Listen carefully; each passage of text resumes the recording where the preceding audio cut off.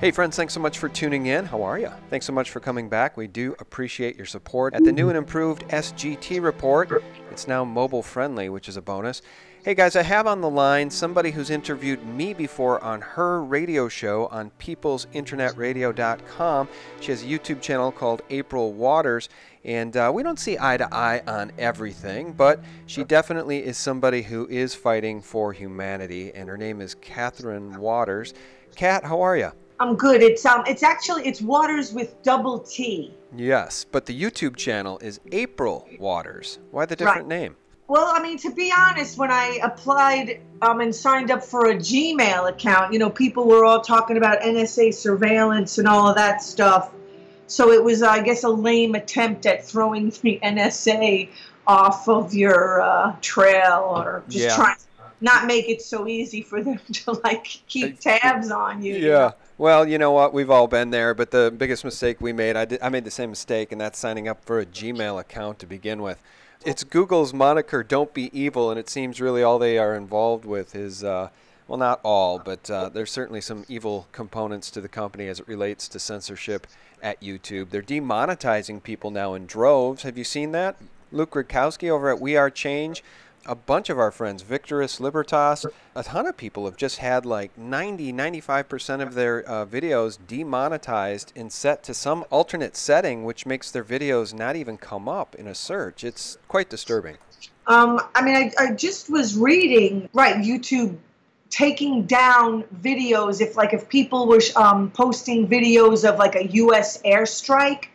YouTube would take it down saying that it depicts, violence, but it's, even though it's showing the truth. That's right. Well, and it's interesting, too, because if the AP or Reuters or any of these other channels on YouTube, if they post that same content, but they're providing the official narrative when they show that type of violence, their video doesn't get flagged. It just tends to be when one wants to dig a little bit deeper and pull back the onion and reveal the truth and provide that alternative narrative to what we see going on in the world. Those are the channels that are targeted. And that's what's so dangerous about this. It's so Orwellian, right?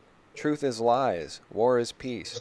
Yep. Anytime the average person gets any kind of leverage or exposes a truth that just, they pull the rug right out from under as quickly as possible. Right. Oh, the other one that comes to mind is Paul Joseph Watson.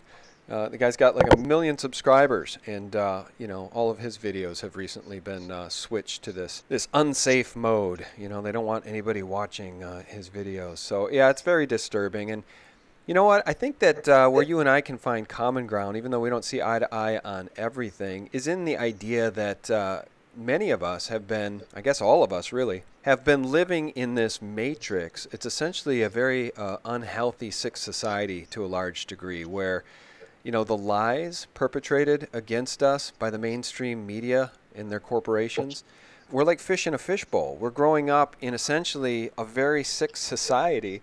And so it's no wonder we have such a difficult time waking up our friends, neighbors, and colleagues, because many of them are still fish in the fishbowl. They don't even know they're in a fishbowl.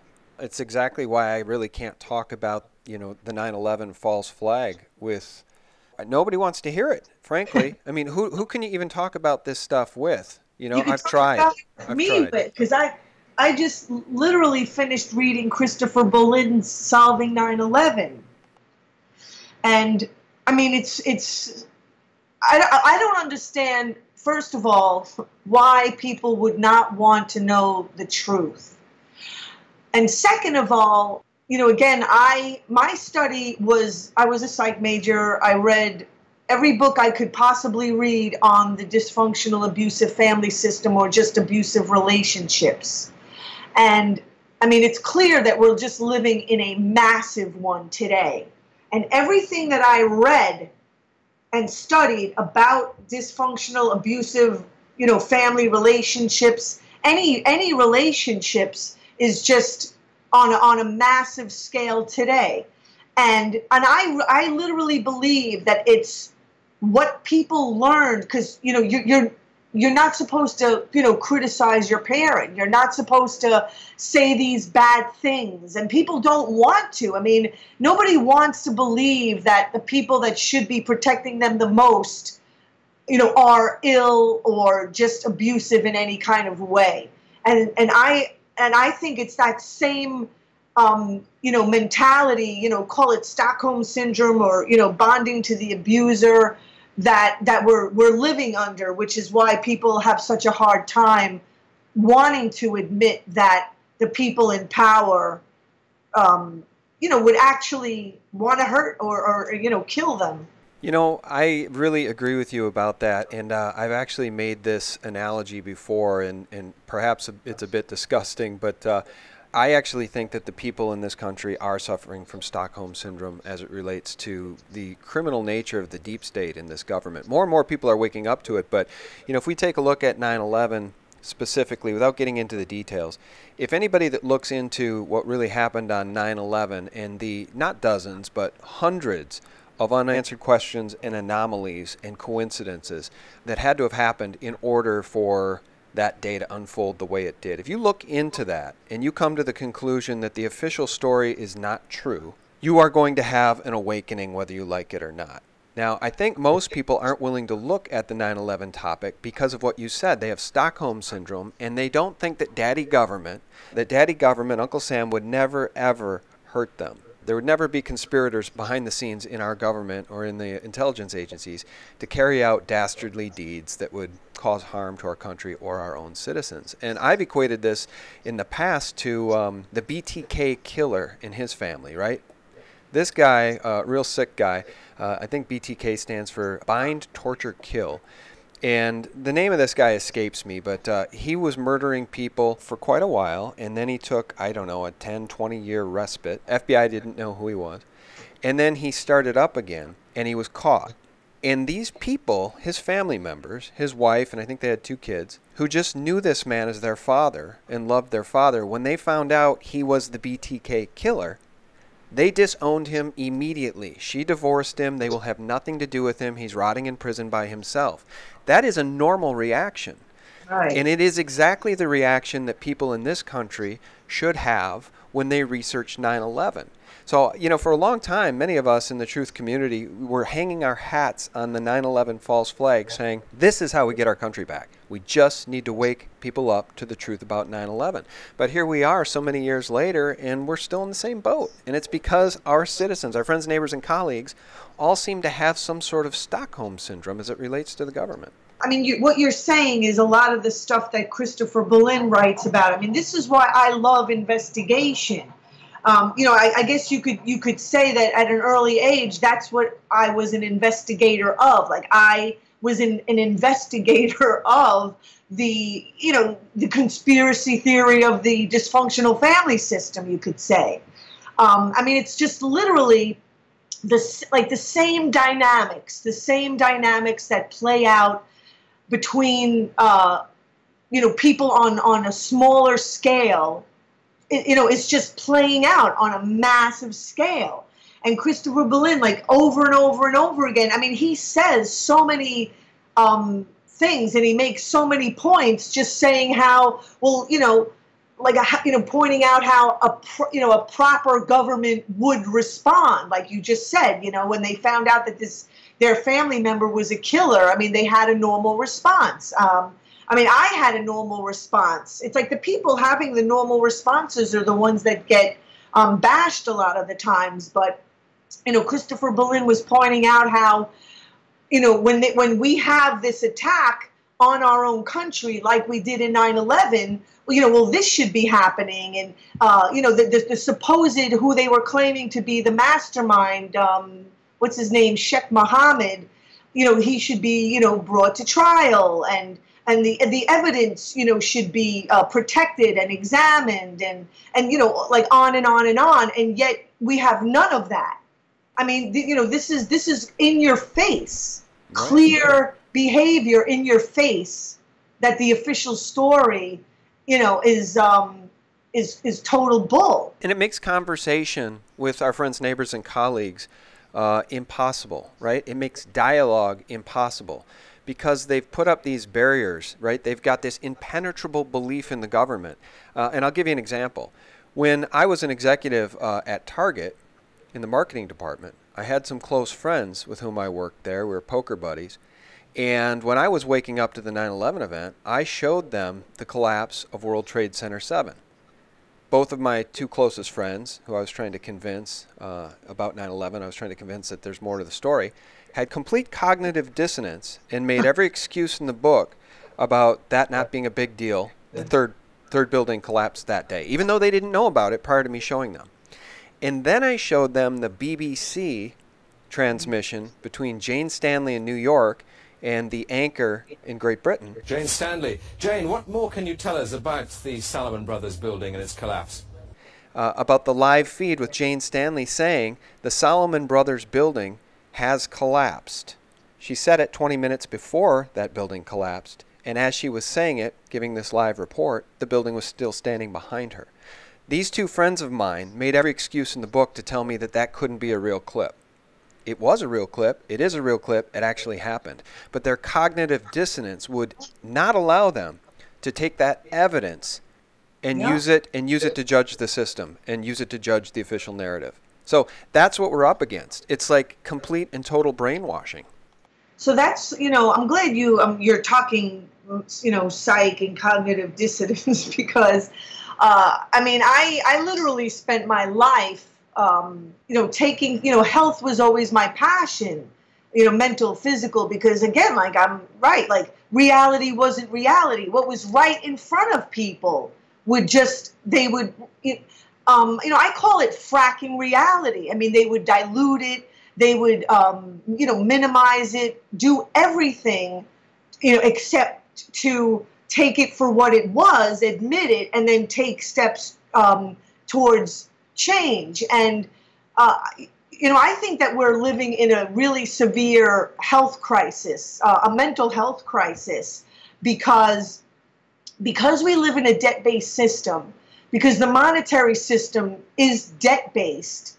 It forced people to have to go into a health deficit in order to keep the debt monetary system going, and to literally do things like frack reality. When you called me on Thursday and I was in Albany, with Dennis Kucinich was there, James Cromwell, Pramila Malik, and some other people were protesting the CPV pipeline, power plant, and then went into the, the governor's building over there to present Governor Cuomo with 600 or some odd box full of petitions. Just holding on to nature, to health, and if money is debt, we need, the system needs to create criminals, it needs to create war, it needs to destroy the planet in order for this debt-based money to continue and to endlessly pillage. Right. And so, unless we really start valuing, health, that's what's happening to people's health, is like people are literally in on sort of diluting their own health. Well, I agree with you. The system doesn't want healthy people. It doesn't want even healthy families, right? If you really go down the rabbit hole, you'll discover that this New World Order beast system wants to destroy the family. If they can separate the children from the parents, if they can break up the parents, so much the better for the system. If they can indoctrinate the kids in public schools all day long with half facts or untruths, so much the better. If they can destroy our health, they make us dependent on their unhealthful system, right? The system of Western medicine set up by the Rockefellers. So at the end of the day, this entire system is, and I've said this a million times before, it's a system in service to the banksters. At this point in human history, it is the banksters and their intelligence agencies versus humanity. And speaking of banks, I was reading this article before our talk. It was on a Ron Paul posted it, and the title of it is "When the Bankers Rob the Bank," And there's this, I mean, this paragraph just literally describes what I was trying to teach people for decades. And it's really unfortunate that, I mean, the people that, you know, kind of are in, you know, the know or are just coming from a place of complete sincerity and health are the people that are just kind of are bashed by their own neighbors and family. And it's, if that doesn't speak volumes, I don't know what does. But anyway, this paragraph reads, the EU now has a bail-in law that allows any bank within the EU to confiscate deposits if it unilaterally decides that it's in an emergency situation. This law was passed in 2014. Canada has already passed its bail-in law in 2013, and the U.S. preempted the trend by passing its bail-in law in 2010, 3 years prior to the Cyprus theft. Cyprus was therefore the trial balloon to see if the banks and governments could pull off such a theft without causing rebellion. They were imminently successful and therefore opened the door for further confiscation. I mean, so exactly, it's like the people are supposed to just sit by and be robbed and to continue bailing out the people that created the emergency situation in the first place. I mean, these, like, and that is literally, I mean, you know, I have to say this stuff out loud because it's just the truth. That's literally how the abusive, dysfunctional family system functions. That, you know, the bill, the pollution, the psych debt, you know, there's just like different names that you can use to describe it, gets passed down to the innocent.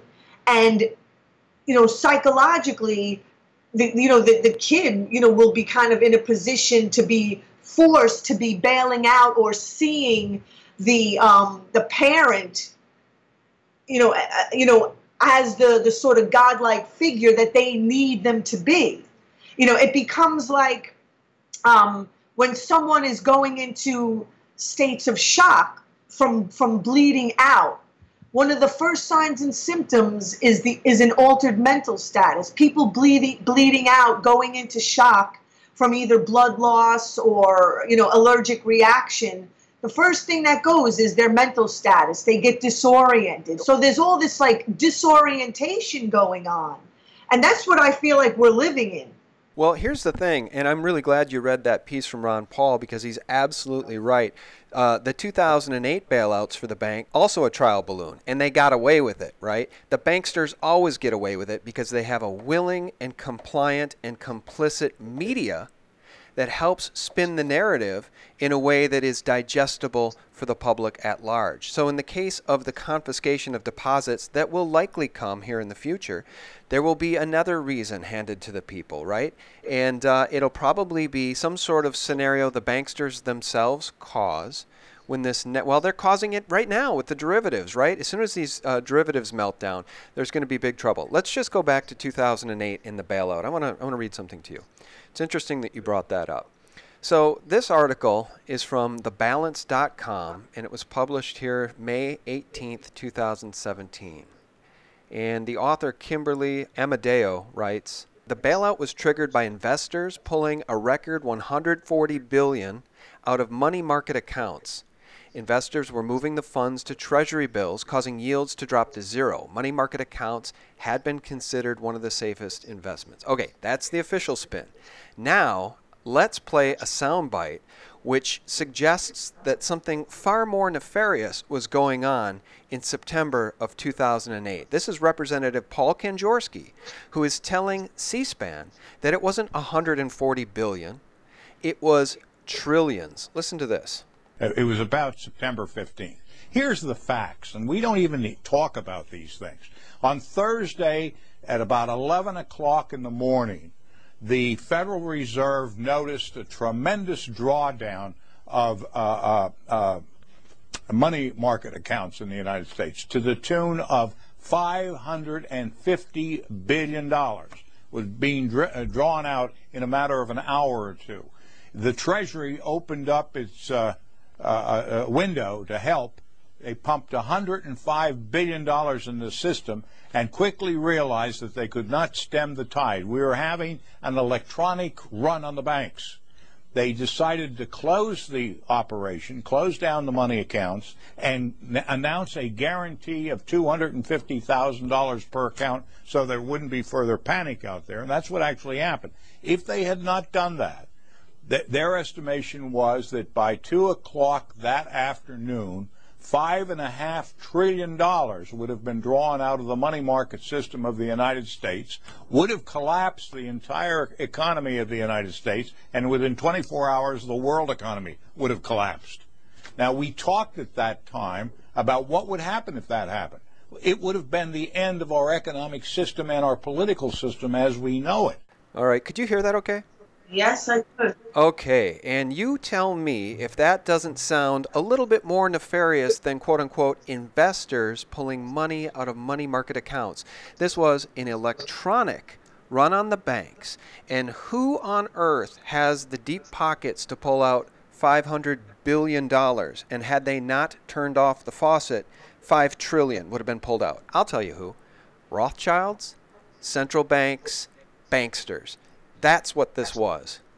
Wasn't it you who was talking about, you were speaking with, I'm sorry, I forget the gentleman's name, and you were talking and showing a clip with someone interviewing some Rothschild guy.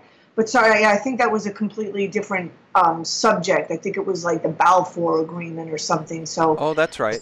Yep. I think, yeah, I was probably talking to my friend Harley Schlanger. I'd have to go back and look, but you're right. It was the celebration, the Balfour 100 celebration, and there's a YouTube channel called Balfour 100, and you can watch the interview with Lord Rothschild in which he boasts about the creation of Israel and how the Rothschilds were not only central, they were the key component to the rebirth of the nation of Israel, and it all started with the Balfour Declaration decades before.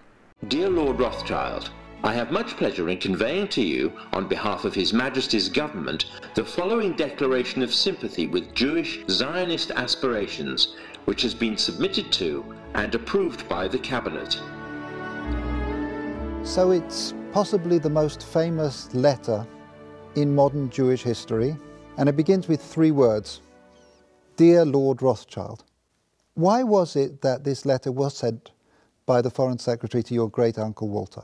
It's an interesting question because he was really interested in ornithology, although he became interested in Zionism. I think the reason was this, that it was primarily a movement from Eastern Europe, but they didn't clarify who was in charge of that movement. And in addition, it was, after all, in Great Britain. So they felt that the Rothschild family should be the one to whom it was addressed.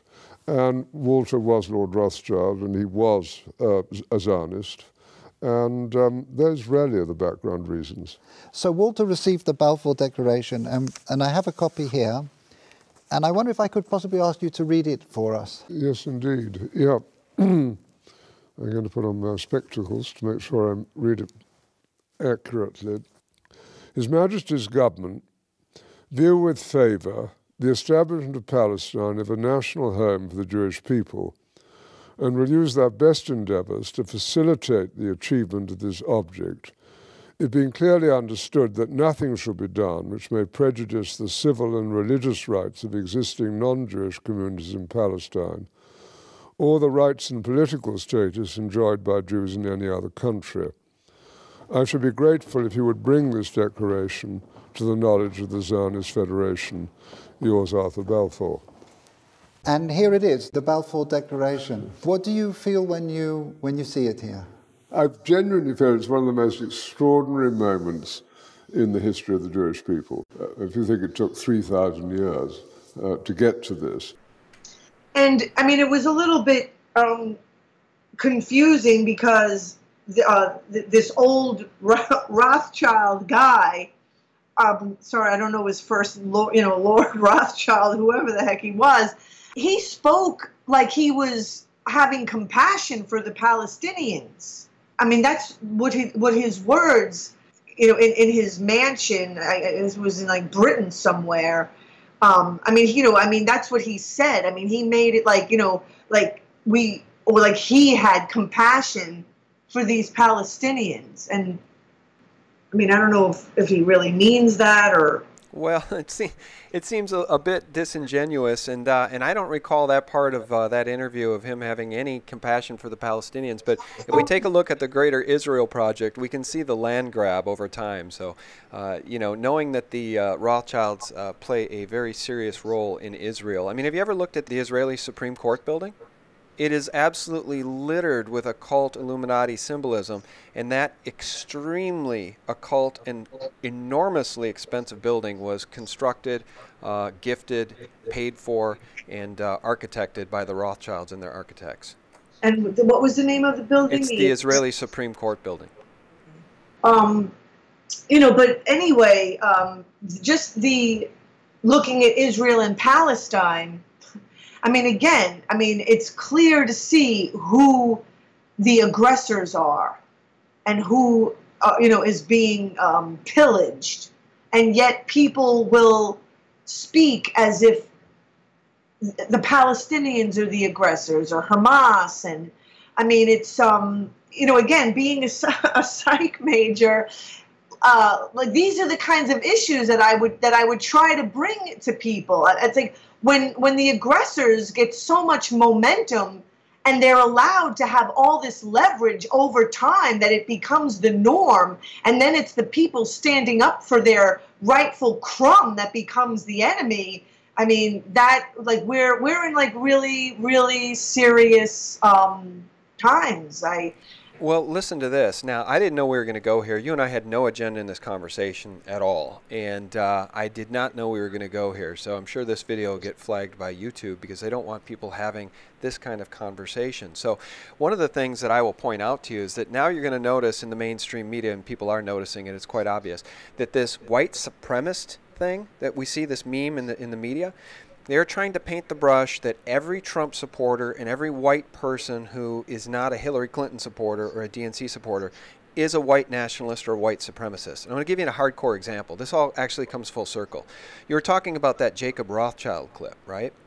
The Rothschilds have enormous power on this planet. I would even argue that they are essentially the owners, quote unquote, certainly the founders of Israel, right? The rebirth of Israel. The ADL has now painted with a very wide brush, trying to depict many people who just want national sovereignty. We want to protect the borders, both in Europe and in this nation, from this onslaught of the people we are told live in the nations that we are told attacked us on 9/11. Okay, the ADL has painted Brittany Pettibone, Mike Cernovich as racists, essentially. And so the attack is on. So I see what's going on in the mainstream media now, Kat, as being really the talking points of the ADL. You do not have the permission to speak up for your own nation. And if you aren't for full George Soros open borders and a flood of immigration into your nation, then you are just a racist. That is the picture being painted for the American people and perpetrated against us by the mainstream media. If they can turn off your YouTube channel, if they can turn off your Patreon account, if they can label you a racist, what power do you have to defend yourself in the court of public opinion? Because they're bullies. They've got their bully puppet with the mainstream media. Absolutely. I'm telling you. I mean, it is really scary. How far things have gone, and I'm always afraid of sounding like some kind of, idealist or spirituality, like freak or something like that. But I mean, I believe in health more than anything. And I believe that we need to live more according to health than, man's laws. Like people get so brainwashed, their heads. I like this is what I feel like has happened or is happening. People are being decapitated, like metaphorically speaking. And because the more we destroy the environment, the planet, we're destroying our health. Where the mind is being severed from the body. And I've been trying to go in the other direction for decades and get people to, tighten their head back onto their shoulders and, be in your body more, connect your mind, to reality more. So, right, people like your friends who were watching the video of World Trade Center 7 coming down before their eyes. I mean, I understand, like, with all this video stuff, I mean, it can be confusing and people can, but it was real. I mean, that was real. World Trade Center 7 coming down while that anchor, was actually saying that it came down like a long time ago. It was real. And there was also another BBC anchor who was reporting at the scene on the sub-basement explosions at World Trade Center 2, and the BBC cut him off in mid-sentence. Evans was the guy's last name. I forget his first name. And so, that has been my focus. I mean, like, I just started teaching myself things, decades ago, like in the, the late 70s, starting, in the 80s. And I mean, I'm talking like the people around me were literally trying to pull the rug out from under me all the time. Like, what I knew, what was right in front of me, the rug would get pulled out from under me over and over and over and over and over again. And I was like, oh my God, like, I mean, it was clearly like, something was wrong. I never thought it would be going on for this long. I never, I never thought it would, get this bad. I guess maybe I had some, like I was projecting onto people what I wanted them to be, and thought, I gave people too much credit, and never thought that the American people would ever allow this country to get like this. But we literally are living in a massive abusive relationship, and unless people, really wake up to that,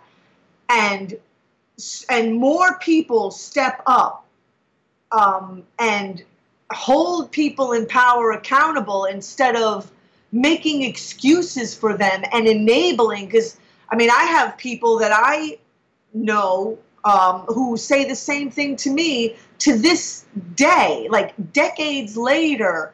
Oh, forgive, and oh, get over it, and all of this stuff, when that, saying that is really just enabling. That's all it is enabling the abusers to continue to abuse. Well, it's extremely cowardly. It's really my opinion that you cannot engage with people that are, look, either they're completely ignorant or they're intellectually dishonest, or both. But at the end of the day, they're cowards for not taking a look at the evidence. Because if everybody took a look at the evidence, and if everybody got outraged, we might actually stand a chance. So these same people that tell you to just forgive and forget and move on, right? Let's see how they feel after their deposits get confiscated. Exactly. So again, you just, thank you for saying it. Look at the facts and the evidence. Oh my God, exactly. That's the same thing as screwing your head onto your body. Look at the facts and the evidence. And it's that simple.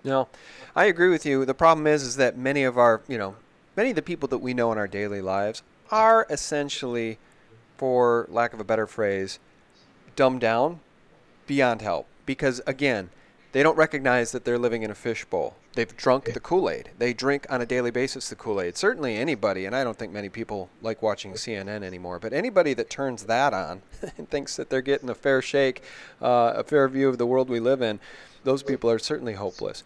Is there anything that we can do to help support what you're doing? Or let's at least call attention to your radio show. Can you tell people how they can catch that? Sure. I've been doing a show on peoplesinternetradio.com. It's 7 to 9 p.m. Eastern time in the U.S.